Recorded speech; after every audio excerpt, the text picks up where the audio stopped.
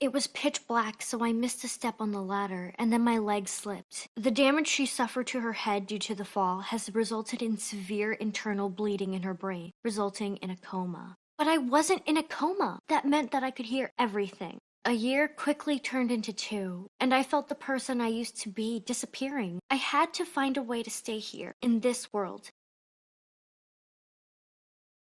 I remember loving science, but I no longer remembered any of the stuff that we'd learned at school. At the same time, my mind clung onto those memories, and at the same time, started creating new ones that hadn't existed before. I had to find a way to stay here, in this world. Even if I had to create my own world inside my head. Maisie became my best friend. She always visited on Sundays. Every time she came, she talked about our classmates. How Sophie had fallen in love with Joe, and how Kit had failed the math test, so the teacher had punished him by making him solve 10 equations in front of the whole class. Maisie's visits, though they were only in my head, were the best parts of my day. I didn't know that what I was doing in order to entertain myself was actually a kind of exercise for my damaged mind. I didn't realize that I was helping myself get better. If I'd known, I wouldn't have waited 3 years to start doing it. My consciousness was slowly returning. You might wonder, how did I realize that? Well, simply, I felt my eyelids flutter whenever Maisie visited me. Believe it or not, our thoughts have incredible power. But even so, no one knew that I was coming out of a coma.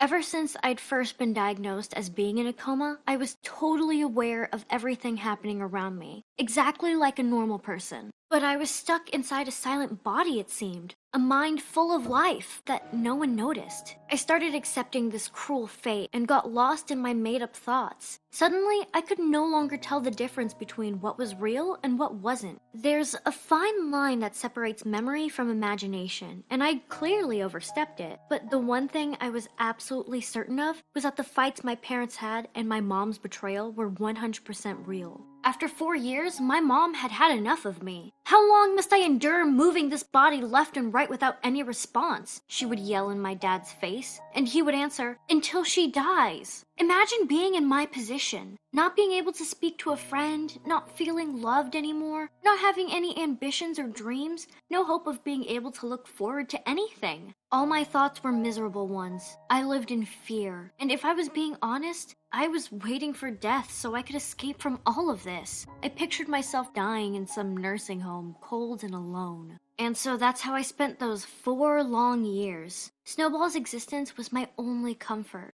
My eyelids started fluttering a lot. You might think that's not really a big deal. Anyone can do that without trying, but that wasn't the case with me. Snowball noticed what was going on and started to bark for hours and hours without stopping. My mom couldn't tolerate it. My dad came home and Snowball continued to bark. Everyone went to bed and Snowball was still barking. He was just like me, wishing for someone to realize that I was still with them. But what happened was the opposite of what we hoped for. The next day, his barking stopped completely. I didn't know what had happened to him. Mom must have gotten rid of him. I was really worried about him. Snowball was my only friend, the only one that made me feel that I wasn't actually dead. He disappeared. That day, I heard some heated discussion between my parents. You might say that nothing was new, but this time it was different. My mom decided to leave my dad. She accused him of having never been the perfect husband. She was crazy. He was the coolest dad a girl could ever wish for. He tried to persuade her to stay, but it was pointless. She screamed at the top of her voice,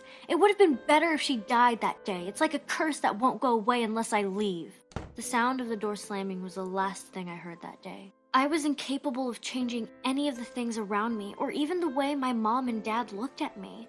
I was an invisible, silent watcher to how people acted when they thought no one was looking. Unfortunately, I wasn't just a watcher. Because of my inability to communicate with people, I became the perfect victim. A creature that looked like it was devoid of emotions. For 4 years, my mom used to abuse me mentally and physically. What did I ever do to her to deserve that? A part of me wanted to cry, and the other part wanted to fight. I was so full of pain and sadness. It was torture.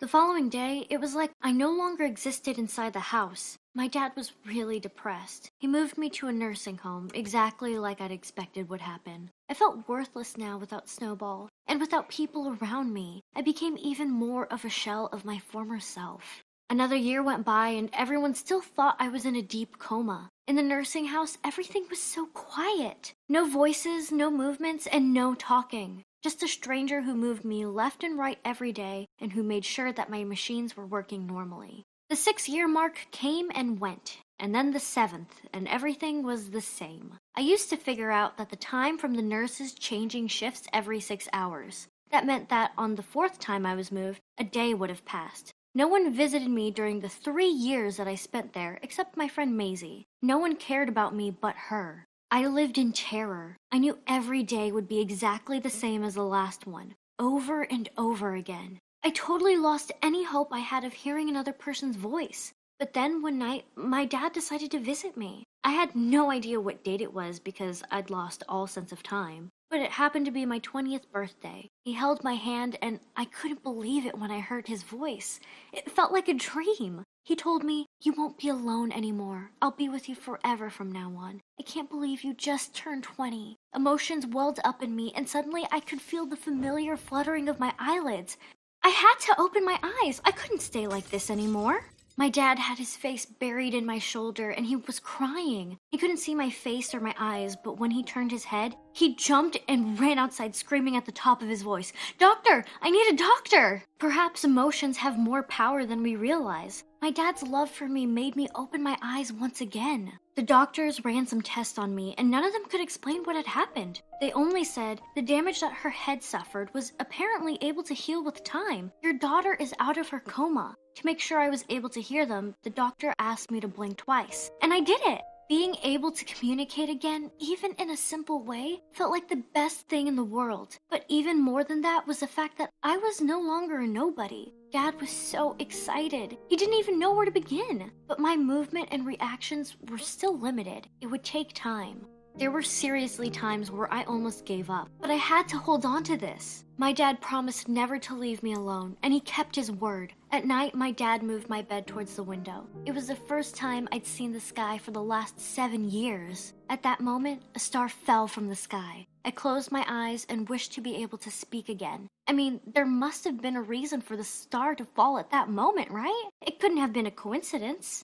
That night, my dad told me about that dark day. He told me how Snowball ran home barking nonstop. My mom tried to shut him up and to kick him out, but he refused. He bit my dad's pants and kept pushing until my dad came with him outside. From afar, he saw me motionless on the ground. He panicked and drove me to the hospital in a hurry. There, they told him that there was no hope. But my dad wouldn't give up. He knew there would come a day where I'd be okay again. He must have gotten sick of waiting for that day. It's true that I was happy for recovering gradually. But even then, I didn't feel completely free. People around me were still controlling everything. When and what I ate, if I could stay in bed, or if I should be sitting on a chair. It didn't matter how many times I blinked, I couldn't say anything except for yes and no. One day, my dad came in all happy. He told me that the doctors had finally agreed to let him take me on a wheelchair around the city. It was the first time in so long that I get to move and finally leave my bed. I was scared. The outside world must have changed a lot. I didn't know if I should go. But I needed this. It was time to get back out there. I remember one moment from that day very vividly. My dad left me alone in the car on our way back in order to buy something quickly from the store. A woman passed by, looked at me, and smiled. I didn't know the reason behind her smile back then, and I'll never know. But that small smile, a small human interaction, made me feel better again. That woman's smile is what pushed me to continue. Seeing my dad come into my room was always the best moment of my day. However, I wasn't pleased when my dad entered my room with the press who came to listen to my story.